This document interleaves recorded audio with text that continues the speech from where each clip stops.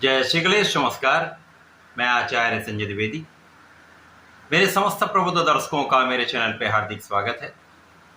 प्रिय दर्शकों, आज मैं नवग्रहों में सेनापति मंगल के राशि परिवर्तन प्रभाव को लेकर आपके सम्मुख उपस्थित हूँ। मंगल अपनी राशि का परिवर्तन 7 जून को कर लेंगे तथा वर्तमान अपनी नीच राशि को छोड़कर नवग्रहों में राजा सूर्यदेव की सिंह राशि में प्रवेश करेंगे। अब क्योंकि मंगल और सूर्य का अतिमित्र का भाव है, जिसके कारण ये एक अनुकूल परिवर्तन है, क्योंकि जब भी कोई ग्रह मित्र की राशि में जाता है तो वह बलवान होता है तथा अत्यंत सकारात्मक परिणाम प्रदान करता है। परंतु यदि हम स्थितियों का अवलोकन करें तो यहाँ पर सिंह राशि में पहले से ही केतु का गोचर चल रहा होगा, जिसके कारण मंगल जब सिंह राशि में पहुंचेंगे तो मंगल और केतु की युति का प्रभाव आरंभ होगा, जिस पर राहु की दृष्टि होगी। इस प्रकार से एक प्रबल अंगारक दोष का निर्माण होने जा रहा है।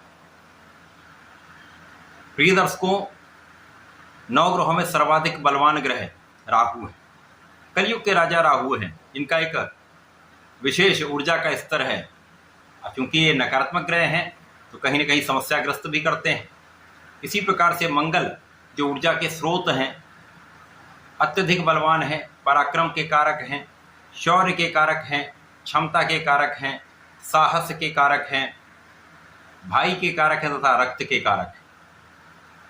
तो जब मंगल सिंह राशि में पहुंचेंगे, राहु की दृष्टि के प्रभाव में होंगे, तो दोनों ऊर्जाओं का जो आपस में संबंध बनेगा, क्योंकि 180 डिग्री पर यह संबंध बन रहा है, जिसके कारण दोनों ऊर्जाओं का जो ये प्रभाव प्राप्त होगा वो एक विस्फोटक स्थिति बनाता है।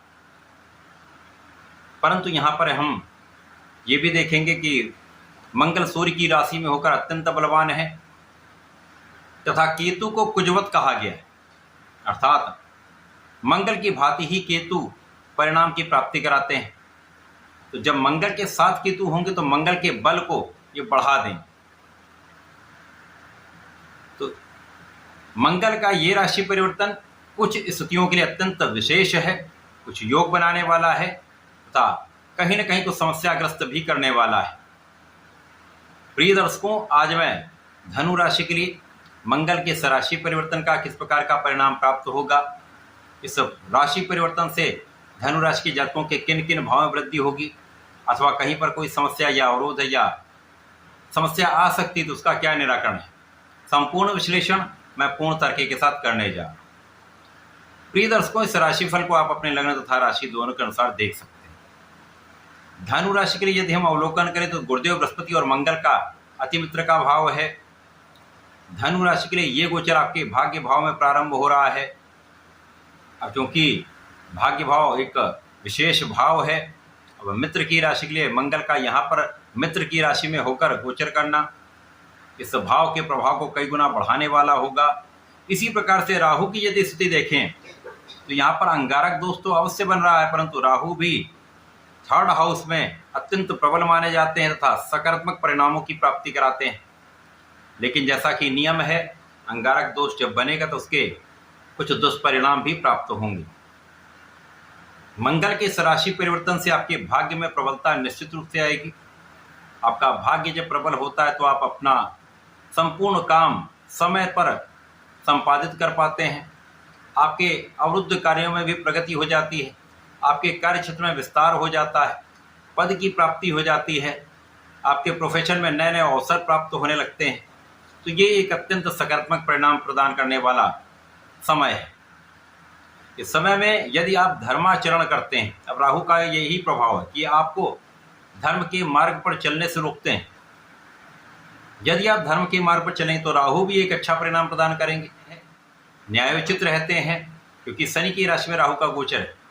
तो यहाँ पर आपको विशिष्ट लाभ भी प्राप्त होंगे। राहु रातों रात राजा बना देते हैं। मंगल एकमात्र ऐसे ग्रह जो राहु के दुष्प्रभाव को बैलेंस कर देते हैं। तो यहाँ पर कुछ सकारात्मक आपको परिणाम प्राप्त हो रहे हैं। अब नकारात्मकता भी है कि धर्म के मार्ग पर चलने में कहीं न कहीं बाधाएं आएंगी। आप आध्यात्मिक भाव में आपका मन नहीं लगेगा, पूजा पाठ में आप उतनी रुचि नहीं दिखा पाई, तो कहीं न कहीं ये कठिनाई भी उत्पन्न हो रही। इसी प्रकार से इस समय में कुछ ऐसे मित्र होंगे या कुछ ऐसे मित्र आपके बन जाएंगे जो आपके लिए, आपके मार्ग से आपको भटकाने का प्रयास करेंगे। तो यहाँ आपको बहुत सावधान रहना होगा। यहाँ पर भाई बहनों के साथ आपका संबंधों में कुछ समस्या आ सकती है, कुछ क्लेश बढ़ सकता है। अतः यहाँ पर विशेष रूप से छोटे भाई के साथ संबंध अच्छे बनाकर रखें, उसका सहयोग प्राप्त करें, उसको सहयोग दें। इस समय में वाणी को आप संयमित रखेंगे, क्योंकि मंगल का प्रभाव नवम पंचम का लग्न पर भी होगा। यद्यपि यहाँ पर गुरुदेव का प्रभाव भी लग्न पर है, तो बहुत कुछ चीजें यहाँ पर संतुलित हो रही, लेकिन कहीं ना कहीं अपने क्रोध पर, अपनी वाणी पर संयम आपको रखना चाहिए, क्योंकि अंगारक दोष का प्रभाव ही है। आपको जल्दीबाजी का गुण आपके अंदर आ जाएगा, विवाद जल्दी जल्दी हो जाते हैं, क्योंकि आपकी वाणी में दूषित प्रभाव आ जाता है। क्रोध बहुत बढ़ जाएगा तो अनावश्यक आप विवाद कर लेंगे। तो इन सब चीज़ों से आपको बचना चाहिए। इस समय का यदि सही उपयोग आप कर लें तो आपकी ऊर्जा सही जगह पर लगेगी, जिसका अच्छा परिणाम आपको प्राप्त हो। कार्य क्षेत्र में आपकी वृद्धि हो, नौकरी क्षेत्र में आपकी प्रगति हो। इस समय में यात्राएं आपके लिए अच्छी हो सकती हैं, यात्राओं से आपको लाभ प्राप्त हो सकता है।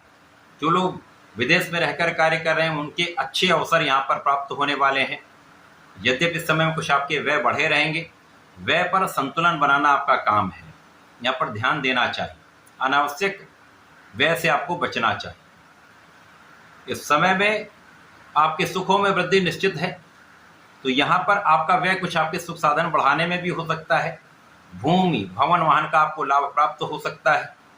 यहाँ पर आपके सुख साधन जब बढ़ेंगे तो कुछ व्यय बढ़ेगा।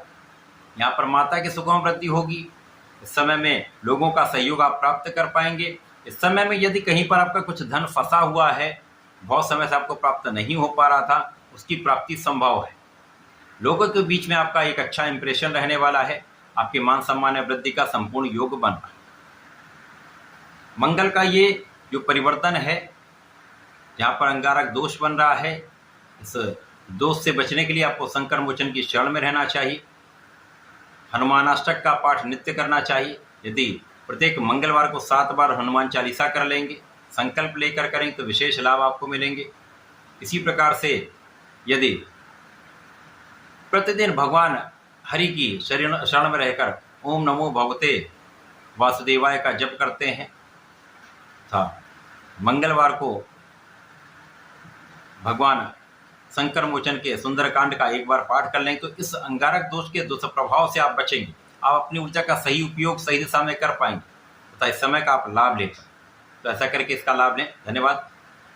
नमस्कार।